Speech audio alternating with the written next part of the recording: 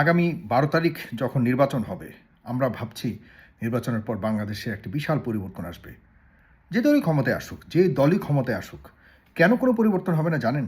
আমি আজকে আপনাদেরকে বলে রাখছি এবং এই বিষয়টি আপনারা নিজেরা রিয়ালাইজ করবেন।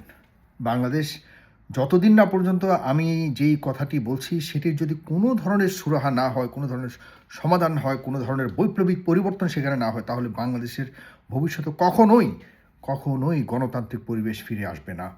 এবং এই ফিরে না আসার পেছনে সবচেয়ে বড় কারিগর যারা, সবচেয়ে বড় দায়ী যারা, তাদের কোনো ধরনের বিচার বলুন, তাদের বিরুদ্ধে কোনো ধরনের ব্যবস্থা এই পর্যন্ত কোনো সরকার নেয়নি।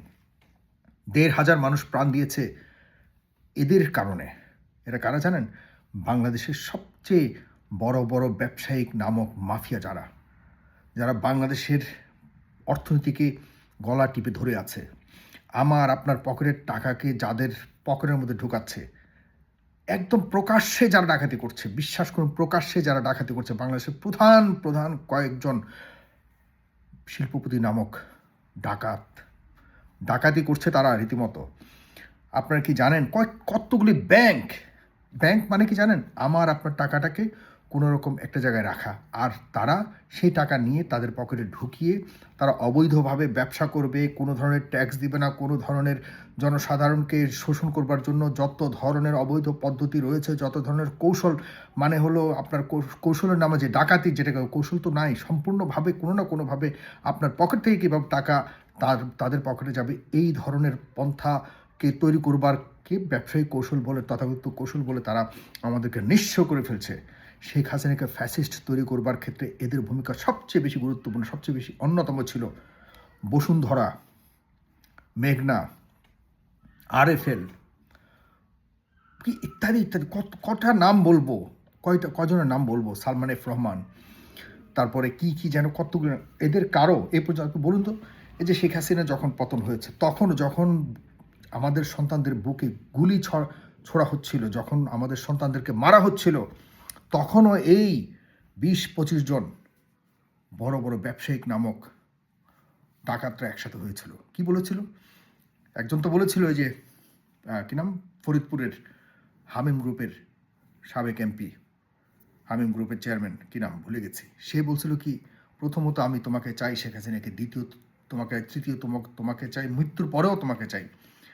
বসুন্ধরার চেয়ারম্যান সাহেব একইভাবে বলেছিলেন। আচ্ছা বলুন তো, তাদেরকেই প্রশ্ন করি আমি, যারা এই যাদের কথা বলছি, আপনারা বলুন, আপনারা আমাদের দেশের সত্যিকার অর্থে, আপনারা প্রকৃত পক্ষে বাংলাদেশের অর্থনীতিকে, বাংলাদেশকে উন্নয়ন করার জন্য, বাংলাদেশকে উন্নীত করার জন্য আপনারা ব্যবসা করছেন? আপনাদের বিরুদ্ধে এত মার্ডার কেস থেকে শুরু করে কত ধরনের অভিযোগ আপনাদের বিরুদ্ধে আসা হয়েছে। আপনাদেরকে কেউ ১ মিনিটের জন্য গ্রেপ্তার করতে পেরেছে? আপনাদের সন্তানকে ১ মিনিটের জন্য গ্রেপ্তার করতে পেরেছে? এটা কি কোনোভাবে ন্যায় বিচারের দেশ বলা যায়?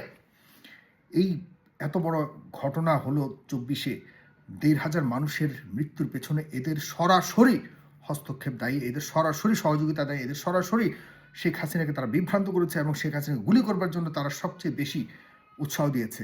এদের কি কোনো বিচার হবে না? এদের বিরুদ্ধে কেউ কথা বলে? দেখুন, প্রত্যেকটা মিডিয়া, প্রিয় ভাইরা, বন্ধুরা, আপনাদেরকে একটা কথা বলি। দেখুন, আমি ফেস দ্য পিপল চালাই বহুদিন যাবৎ। বাংলাদেশের এইসব মিডিয়াদের বিপরীতে গিয়ে বিকল্প মিডিয়া তৈরি করে প্রতিনিয়ত আপনাদেরকে যেভাবে বাংলাদেশ বিষয়ে যেভাবে সচেতন করেছি বছরকে বছর জুড়ে, এরপর এই আন্দোলনের সময় এই মিডিয়াগুলি, যেগুলি এখন বর্তমানে আবারও নতুন হাতে, নতুন উদ্যমে বাংলাদেশকে শোষণ করবার জন্য তৈরি হচ্ছে, নির্বাচনের পরেই তাদের পুরা চেহারা চেঞ্জ হয়ে যাবে, তারা নতুন সরকারের সাথে নতুন মিলে তারা একাকার হয়ে যাবে। বলুন তো, শেখ হাসিনার পুরো আমল জুড়ে শেখ হাসিনার কোনো ধরনের রং রোহিং নিয়ে তারা কখনো কথা তুলেছে? কখনো কি তারা শেখ হাসিনার বিরুদ্ধে একটা টুশব্দ করেছে? কখনো করেনি। তা এখন একই সেই চ্যানেলগুলি নতুনভাবে, নতুন দালালদের খপ্পরে নতুনভাবে, আমরা কি আসলে মগর মূল্যকে বসবাস করছি? এদের কি কোনো বিচার হবে না? এই যে ৭১ টেলিভিশন, ডিবিসি টেলিভিশন থেকে শুরু করে যতগুলি টেলিভিশন রয়েছে, মিডিয়া রয়েছে, আমি কি বলবো, একটা দুইটা ছাড়া প্রত্যেকটা মিডিয়া শেখ হাসিনাকে সরাসরি খুনি বানাবার জন্য তারা সরাসরি দায়ী। এদের কি কোনো বিচার হবে না? আমি বাংলাদেশের বিজ্ঞাপনের জন্য আমাদের চ্যানেল চালানো এখন মানে বড় ধরনের সমস্যা হয়ে দাঁড়িয়েছে। কারণ আমি চ্যানেল চালাতে হলে এদের কাছে আমার যেতে হবে টাকার জন্য, আর এদের কাছে আমাকে মাথা নত করতে হবে। এভাবে চলতে গেলে বাংলাদেশে কখন ন্যায়ের কথা, গণতন্ত্রের কথা আমরা বলতে পারবো না। এরা আপনাকে এমনভাবে তৈরি করে রেখেছে, এদের কাছে আপনাকে যেতেই হবে, না হলে বাংলাদেশে আপনি কোনোদিনও গণতান্ত্রিক উপায়ে মধ্যপন্থায় থেকে আপনি কোনোদিনও কোনো কিছু করতে পারেন না। এটা হলো সবচেয়ে ভয়ঙ্কর বাস্তবতা, বাংলাদেশের সবচেয়ে ভয়ঙ্কর বাস্তবতা। এরপর আপনারা চাবেন কি যেন নিরপেক্ষ ভালোভাবে কথা বলি? কীভাবে কথা বলবো? এদের কাছে আমাকে যেতে হলে এদের কাছে বিক্রি হয়ে যেতে হবে আমাকে। কীভাবে আমি কথা বলবো? আমি এই সরকারের কাছে, এই সরকার যে বর্তমান সরকার ডক্টর ইউনূস, এরা এই যতগুলি অপরাধী আছে, একটা অপরাধীকে তারা এই বিচারের সম্মুখীন করতে পারছে? একটা অপরাধীকে বলুন, একজন ব্যবসায়ীকে, যারা সরাসরি শেখ হাসিনাকে বা শেখ হাসিনার দলকে, বাংলাদেশের মাথায় রাখবেন, বাংলাদেশের যতগুলো বড় বড় রাজনৈতিক দল আছে এগুলো সব এই ব্যবসায়ীদের টাকায় চলে।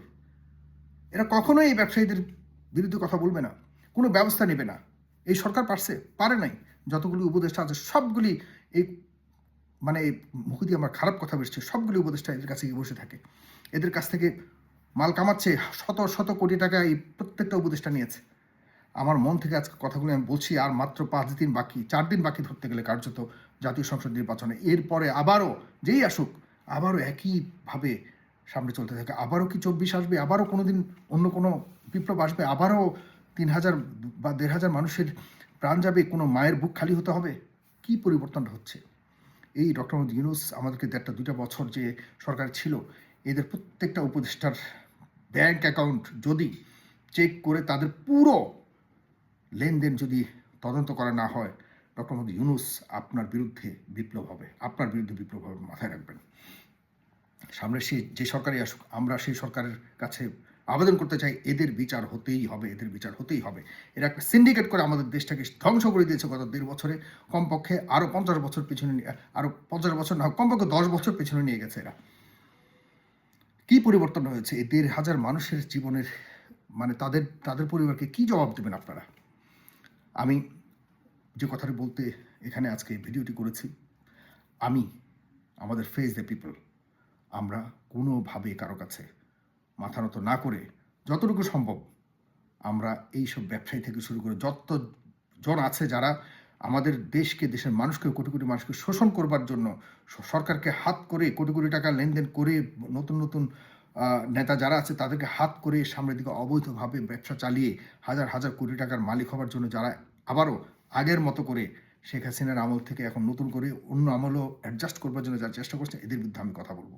আমাদের ফেস দ্য পিপল কথা বলবে। আমাদের সাথে ডেফিনেটলি সেই 1,500 মানুষের যে পরিবার আছে তারা থাকবে, যেই মানুষগুলি 24-এর ওই 36 দিনে রাস্তায় নেমে এসেছিল, সেই মানুষগুলি থাকবে। আপনারা আনকন্ডিশনালি প্লিজ আমাদের সাথে থাকুন।